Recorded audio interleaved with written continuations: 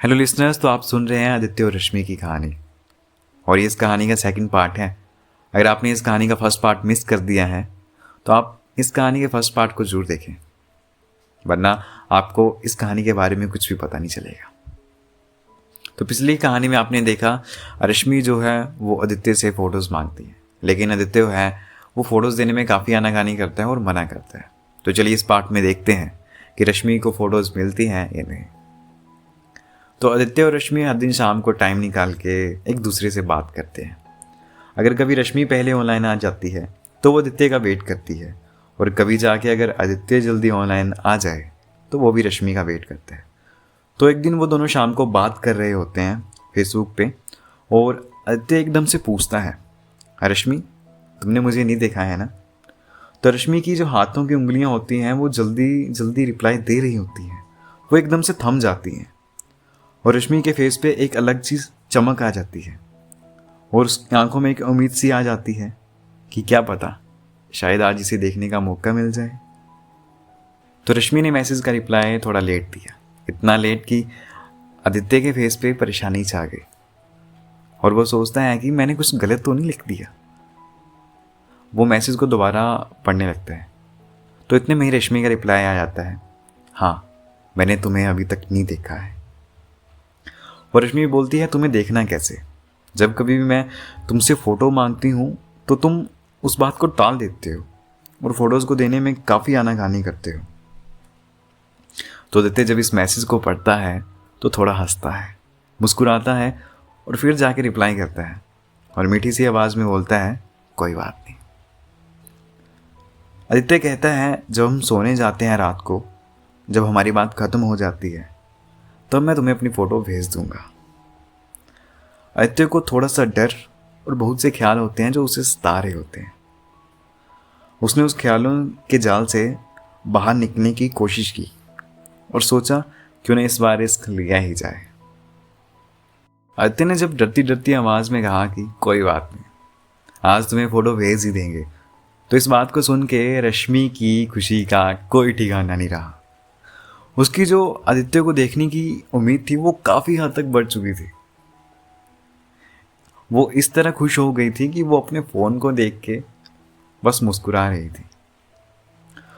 तो रश्मि जो है वो अपनी मम्मी और बहन के साथ ही बैठी हुई है। उसकी मम्मी और बहन जो है वो बेड के ऊपर बैठी हुई हैं और अपने फेवरेट टीवी शो को देख रही हैं, और रश्मि जो है वो उसी रूम में सोफे के ऊपर बैठी हुई है और फ़ोन यूज़ कर रही है। तो रश्मि की मम्मी की नज़र एकदम से रश्मि के ऊपर पड़ती है और रश्मि जो है वो फ़ोन को देख के मुस्कुरा रही होती है। रश्मि की मम्मी रश्मि को आवाज़ लगाती है, रश्मि। तो रश्मि की जो फेस के ऊपर जो सारी मुस्कान होती है वो एकदम से गायब हो जाती है और उसके हाथ कांपने लग पड़ते हैं और वो अपनी डरी हुई आवाज़ में बोलती है, हाँ जी मम्मी। तो उसकी मम्मी बोलती हैं, फ़ोन को देख के क्यों हंस रही है?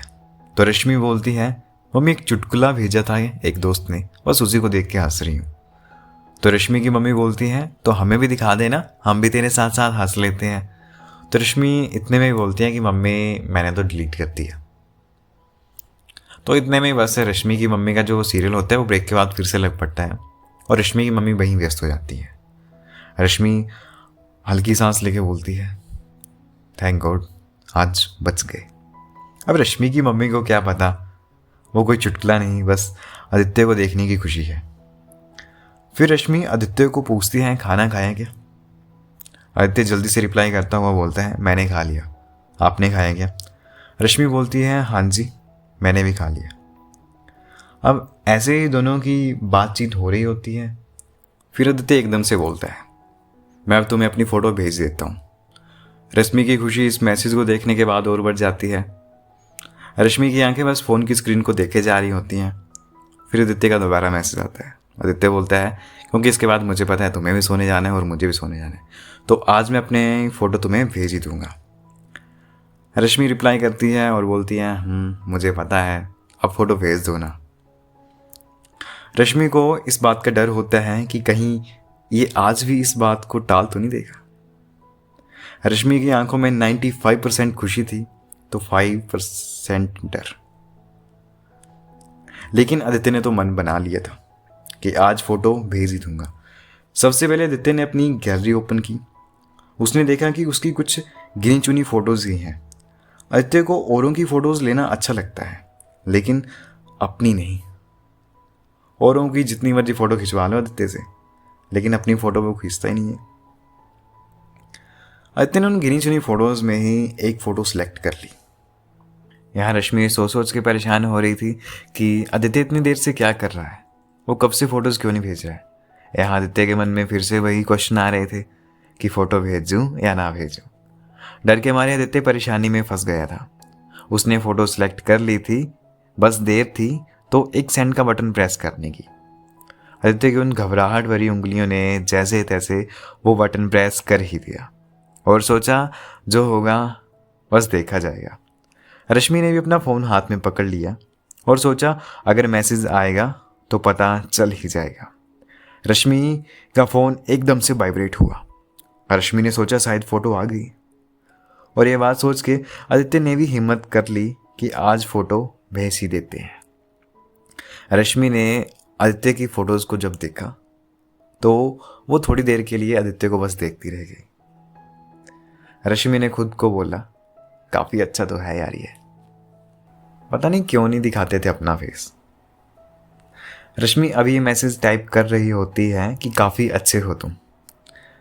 रश्मि की आंखों में जो पहले चमक थी वो पहले से ज़्यादा और बढ़ चुकी थी, और वो अभी ये रिप्लाई टाइप कर ही रही होती है कि इतनी में रश्मि की मम्मी रश्मि को बोलती है, रश्मि फ़ोन दो और सो जाओ।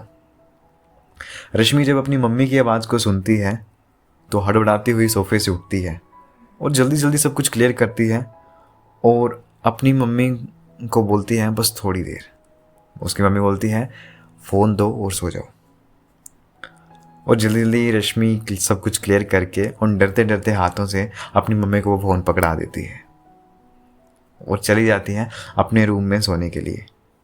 इधर आदित्य का बुरा हाल हो रहा होता है कि फ़ोटोज़ भेजने के बाद भी रश्मि का कोई रिप्लाई क्यों नहीं आया। आदित्य अपने ही माइंड में बहुत कुछ सोचता रहता है। सोचते सोचते आदित्य की सोच ने यहाँ तक पहुँचा दिया था कि रश्मि को मैं अच्छा नहीं लगा क्या, यार रश्मि ने कुछ रिस्पॉन्स ही नहीं किया। आदित्य बार बार स्क्रीन को रिफ्रेश किए जा रहा था कि रश्मि का कोई रिप्लाई आएगा। रश्मि ऑनलाइन थी लेकिन उसका कोई रिप्लाई नहीं आ रहा था। इधर रश्मि भी परेशान थी, वो भी सोने चली गई थी लेकिन नींद उसे भी नहीं आ रही थी। वो बार बार ब्लैंकेट से अपनी आंखों को ढक रही थी कि शायद उसे नींद आ जाए, लेकिन उसे नींद नहीं आ रही थी। सोच रही थी कि आदित्य ने यार मेरे ऊपर भरोसा करके मुझे अपनी फ़ोटोज़ भेजी थी और मुझे यार उसे रिस्पॉन्स करने का मौका ही नहीं मिला। यार क्या हो गया यार ये। रश्मि कभी लेफ्ट तरफ सोने की कोशिश कर रही थी तो कभी राइट तरफ, लेकिन उसे नींद नहीं आ रही थी। फिर रश्मि सोच रही थी कि यार जल्दी से बस सुबह हो जाए और कल जब भी मेरे पास फ़ोन आएगा सुबह तो मैं सबसे पहले आदित्य को मैसेज करूँगी। और यहाँ आदित्य था जो बार बार स्क्रीन को स्क्रॉल किए जा रहा था। फिर फाइनली आधे घंटे के बाद रश्मि ऑफलाइन हो चुकी थी और जो प्रोफाइल के ऊपर ग्रीन टिक होता है वो भी वहाँ से हट चुका था। तो आदित्य को कहीं जाके एक उम्मीद हुई कि शायद रश्मि ऑफलाइन हो गई है या उसकी मम्मी ने उसका फ़ोन ले लिया है, तभी शायद उसने मेरी फ़ोटोज़ को देख के कोई रिप्लाई नहीं किया, या शायद मैं उसे अच्छा नहीं लगा। आदित्य ने वो उदासी से भरी हुई अपनी पलकें झपकी। उसने अपने आप को तसल्ली देते हुए कहा कि चलो सुबह देखते हैं जो कुछ भी होता है। और फिर आदित्य ने अपना इंटरनेट बंद कर दिया और सुबह का अलार्म सेट कर लिया और सोने की कोशिश करती। फिर फाइनली जाके आदित्य को नींद आ जाती है और फिर सुबह भी हो जाती है। आदित्य का फ़ोन वाइब्रेट होता है और अलार्म बज रहा होता है, तो आदित्य जल्दी से उठता है, अलार्म को बंद करता है और अलार्म बंद करने के बाद दोबारा सोने की कोशिश करता है। लेकिन तभी उसे वो रात की वो रश्मि वाली बात याद आ जाती है। फिर वो फ़ोन को उठाता है, अपने हाथों की उंगलियों से अपनी आंखों को मलता है और अपने फेसबुक अकाउंट को खोलता है। ये सोचता है कि शायद रश्मि का कोई मैसेज आया होगा, लेकिन रश्मि का कोई मैसेज नहीं आया होता है। और फिर से वो सोने की कोशिश करता है, और जब वो इस बार सोने की कोशिश करता है तो बोलता है यार आज भी उसका मैसेज नहीं आया। इधर रश्मि की भी सुबह हो चुकी थी, वो भी अपनी मम्मी के साथ किचन में उनका हाथ बटा रही थी। रश्मि किचन में थी, लेकिन रश्मि का मन कहीं और ही था। उसका मन बस इस तरफ था कि मैं फटाफट मम्मी के साथ किचन का काम ख़त्म करती हूँ और फिर जल्दी से आदित्य को एक शॉर्ट मैसेज भेजती हूँ। रश्मि जल्दी जल्दी अपना सारा काम ख़त्म कर लेती है, वो फ्रेश भी हो जाती है और खाना भी खा लेती है। अब फाइनली जाके रश्मि जो है वो फ्री हो जाती है और अपनी मम्मी को आवाज़ लगाती है, मम्मी आपका फ़ोन कहाँ है? तो रश्मि की मम्मी बोलती है कि मेरा फ़ोन तो मेरे रूम में है, लेकिन क्यों, तुम्हें क्यों चाहिए? तो रश्मि डरी हुई आवाज़ में मम्मी को बोलती है कि मम्मी मुझे कुछ काम है, तो मुझे आपका फ़ोन चाहिए। तो रश्मि की मम्मी बोलती हैं तो मेरे रूम से जाके ले ले। तो रश्मि जाती है और अपनी मम्मी के रूम से फ़ोन लेती है। और यहाँ आदित्य भी उठ चुका है। वैसे तो आदित्य कॉलेज जाता है, लेकिन उसके कॉलेज में एक इवेंट होने वाला है, तो वो अपने दोस्तों के साथ काम पे चला जाता है। अब आदित्य ने अपनी 12th पास आउट की है, तो उसे भी एक नया शौक़ है कि जल्दी जल्दी सेल्फ इंडिपेंडेंट बनना है, किसी के ऊपर डिपेंड नहीं रहना है। तो आदित्य को पता था कि अब उसे उसके कोर्स के लिए कुछ बुक्स चाहिए। तो आदित्य ने सोचा मैं आजकल फ्री हूँ, तो मैं कुछ पैसे इकट्ठा कर लेता हूँ जिससे मेरी स्टेशनरी और बुक का खर्चा निकल जाएगा। तो आदित्य जो है वो काम को चला जाता है। तो इधर रश्मि ने सोचा अब मैं आदित्य को मैसेज करती हूँ। अभी रश्मि ने फ़ोन को हाथ में पकड़ा ही होता है कि रश्मि की मम्मी रश्मि को आवाज़ लगाती है और बोलती है कि रश्मि बाहर देखना, शायद कोई आया है। रश्मि अपनी मम्मी की आवाज़ को सुन के डर सी जाती है और डरी हुई आवाज़ में बोलती है हाँ जी मम्मी, देखती हूँ। तो जल्दी से बाहर जाती है रश्मि, और रश्मि देखती है कि उसकी बुआ और उनकी लड़की आई हुई है। वो उन दोनों को नमस्ते करती है और कहती है आइए ना, अंदर आ जाइए। फिर रश्मि ज़ोर से अपनी मम्मी को आवाज़ लगाती है। रश्मि बोलती है मम्मी, दीदी और बुआ जी आए हैं। तो रश्मि की मम्मी भी आती हैं। फिर बातचीत शुरू हो जाती है और चाय वगैरह पीते हैं, लंच करते हैं। फिर ऐसे ही बातें होती रहती हैं। फिर शाम हो जाती है। रश्मि की मम्मी और उनकी बुआ जी अपने रिलेटिव के घर को जा रही होती हैं, जो रश्मि के घर के पास ही उनका रिलेटिव का घर। जो रश्मि को इस बात का पता चलता है कि बुआ जी और मम्मी जी कहीं बाहर जा रही हैं, तो रश्मि एकदम से भागती हुई जाती है, अपनी मम्मी को पूछती है मम्मी आप फ़ोन भी लेके जा रहे हो क्या? तो रश्मि की मम्मी बोलती है हाँ, क्या पता किसी का फ़ोन ही आ जाए, कोई अर्जेंट कॉल ही हो, और वैसे भी आप लोगों के पास घर में लैंडलाइन पड़ा तो है। इतनी सी बात बोल के रश्मि की बुआ जी और रश्मि की मम्मी दोनों ही चले जाते हैं। रश्मि मन ही मन बोलती है यार आज फिर उससे बात नहीं हो पाएगी। और यहाँ आदित्य भी था, जो काम से छुट्टी लेके घर वापस आ गया होता है। और आदित्य की मम्मी आदित्य को बोलती हैं जा पहले तो जाके फ्रेश हो जा, फिर मैं तेरे लिए चाय बना देती हूँ। आदित्य अपनी मम्मी को बोलता है हाँ जी मम्मी, मैं जल्दी से जाता हूँ, फ्रेश होके आता हूँ, आप मेरे लिए गर्मा गर्म चाय बना दीजिए। फिर आदित्य नहा धो के वापस आ जाता है। आदित्य की मम्मी आदित्य को आवाज़ लगाती है बेटा आदित्य, बरामदे में 2 चेयर लगा दे, हम दोनों वहाँ बैठ के चाय पीते हैं। आदित्य बोलता है ओके मम्मी। फिर आदित्य वहाँ पे चेयर लगा देता है और आदित्य और आदित्य की मम्मी वहाँ चेयर के ऊपर बैठ के दोनों चाय पी रहे होते हैं। आदित्य चाय की चुस्की के साथ साथ अपने फ़ोन के मैसेज भी चेक कर रहा होता है, लेकिन रश्मि का कोई मैसेज नहीं आया होता है। बस यही देख के आदित्य की आंखें फिर से नम हो जाती हैं। और इधर रश्मि थी, जो आदित्य से बात करने की हर एक कोशिश किए जा रही थी। रश्मि की जो बुआ जी की लड़की थी वो रश्मि से 1 साल बड़ी थी, तो उसके पास अपना खुद का पर्सनल फ़ोन भी था।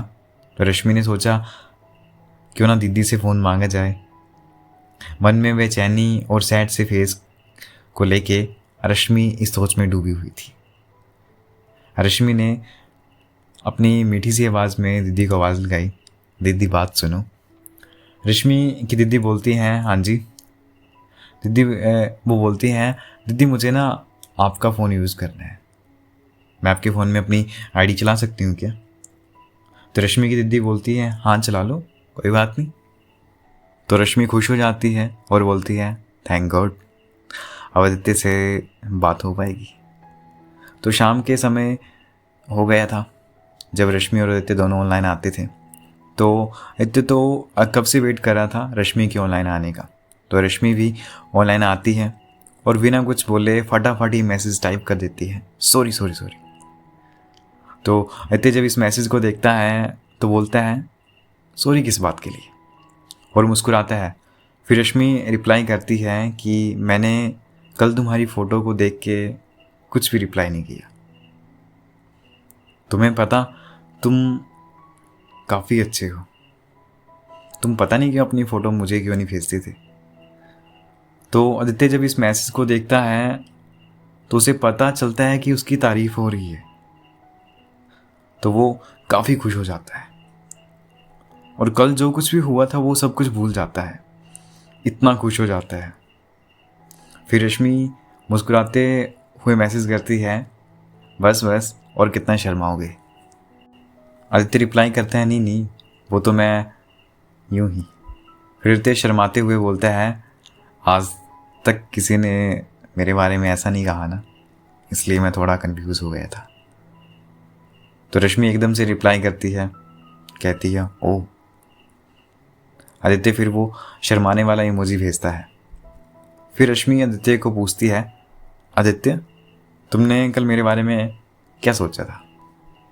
तो आदित्य जब इस मैसेज को पढ़ता है तो एक पल के लिए जो कुछ भी उसने कल सोचा था वो सब कुछ याद करता है और हंसता है और बोलता है नहीं रश्मि, मैंने तुम्हारे बारे में कल कुछ भी नहीं सोचा था।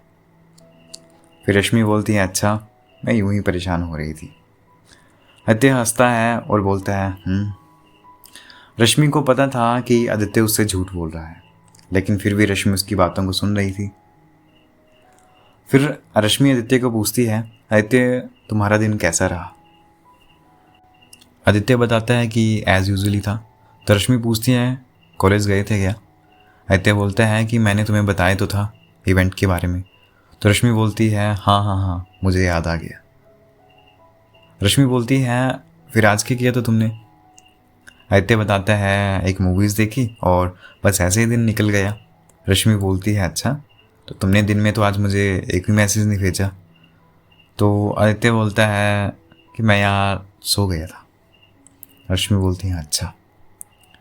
फिर रश्मि बोलती है ओके बाय गुड नाइट, कल बात करते हैं। आदित्य की आंखें भी नींद से भर चुकी थी, जो आज काफ़ी थक चुकी थी। तो आदित्य भी बोलता है ठीक है बाय गुड नाइट। फिर दोनों सो जाते हैं। फिर अगले दिन की सुबह हो जाती है, फिर वही रोज़मर्रा का काम शुरू हो जाता है। तो रश्मि का एक छोटा भाई होता है, वो भी उसी फ़ोन से गेम खेलता है। उसे गेम खेलना काफ़ी पसंद होता है, वो गेम का काफ़ी शौकीन होता है। और ये जो रश्मि का भाई है ये घर में सबसे छोटा होता है, तो सभी का लाडला भी होता है। और यहाँ दूसरी तरफ आदित्य था जो आज भी अपने दोस्तों के साथ फिर से दोबारा काम को चला गया था। तो रश्मि का जो भाई है वो अपनी मम्मी को आवाज़ लगाता है कि मम्मी कहाँ हो? तो उसकी मम्मी बोलती हैं होना कहाँ, किचन में ही हूँ। तो रश्मि की मम्मी जब ये बोलती है कि किचन में ही हूँ, तो रश्मि भी वहाँ किचन में ही होती है। तो वो किचन में आता है और पूछता है कि खाने में क्या है, क्या कर रहे हो? तो रश्मि की मम्मी बोलती है ये मीठी मीठी बातें छोड़ और काम बता, तुझे काम क्या है? तो वो बोलता है मम्मी फ़ोन। जब वो फ़ोन का नाम लेता है तो उसकी मम्मी गुस्से से भरी हुई आंखों से उसे देखती है और बोलती हैं क्या? तो वो थोड़ी देर के लिए चुप हो जाता है और डर जाता है और डरती डरती आवाज़ में बोलता है मम्मी फ़ोन। उसकी मम्मी पूछती है होमवर्क किया? तो बोलता है हाँ जी मम्मी कर लिया। तो उसकी मम्मी दोबारा उसे पूछती हैं पक्का कर लिया ना? तो बोलता है हाँ जी कर लिया। उसकी मम्मी बोलती है चेक करूं? तो बोलता आप कैसे चेक करोगे, आप तो काम कर रहे हो। तो रश्मि की मम्मी बोलती हैं कोई बात नहीं, मैं रश्मि को भेज देती हूँ तेरा होमवर्क चेक करने के लिए। तो बोलता हाँ जी भेज दो, मैंने तो होमवर्क कर लिया है।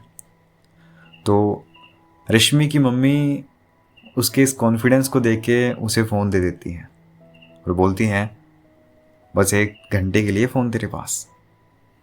तो वो बोलता है कि ये जो 1 आवर है ना ये बहुत है मेरे लिए। तो रश्मि की मम्मी बोलती हैं अगर तूने 1 आवर के बाद फ़ोन नहीं दिया ना तो देखना तेरा क्या हाल होता है। तो वो अपनी गेम खेलने लग पड़ता है और फिर थोड़े समय के बाद फेसबुक पे किसी लड़के का मैसेज आता है। रश्मि जो थी वो अपना अकाउंट बंद करना भूल गई थी। रश्मि का भाई गलती से उस मैसेज के ऊपर क्लिक कर देता है और फेसबुक का मैसेंजर खुल जाता है और रश्मि का भाई देखता है कि किसी से भी ज़्यादा बात तो की नहीं है दीदी ने, बस आदित्य भैया को छोड़ के। वो मैसेंजर पे आदित्य की पिक भी देख लेता है जो आदित्य ने रश्मि को अभी पिछले कल ही भेजी थी। रश्मि के भाई का जो 1 आवर था वो पूरा हो चुका था और रश्मि की मम्मी रश्मि को बोल के गई थी कि अपने भाई से फ़ोन ले लेना। तो रश्मि अपने भाई को बोलती है कि तुम्हारा टाइम पूरा हो गया है, आप गेम को बंद करो और फ़ोन मुझे दे दो। तो रश्मि का जो भाई होता है वो रश्मि को फ़ोन नहीं दे रहा होता है, काफ़ी जिद कर रहा होता है कि दीदी बस थोड़ी देर और, बस थोड़ी देर। तो रश्मि बिना उसे बताए हल्के हल्के पाँव पीछे जाती है और बिना उसे बताए फ़ोन को छीन लेती है। और रश्मि का जो भाई होता है वो काफ़ी ज़्यादा गुस्सा हो जाता है और रश्मि को बोलता है दीदी मुझे फ़ोन दे दो। तो रश्मि बोलती है ना, मम्मी ने मना किया है। तो वो बोलता है ले लो फ़ोन। भागता हुआ गुस्से से चला जाता है, पहले दरवाजे को पटकता है और बोलता है मैं जा रहा हूँ मम्मी को सब कुछ बताने कि आप आदित्य भैया से बात करते हो। तो आपको आदित्य और रश्मि की कहानी कैसी लगी? आप हमें बता सकते हैं कमेंट करके कि आपको ये कहानी कैसी लगी। और रश्मि का भाई सच में अपनी मम्मी को बता देगा कि रश्मि आदित्य से बात करती है। इस बात को जानने के लिए देखते रहिए आदित्य और रश्मि की कहानी।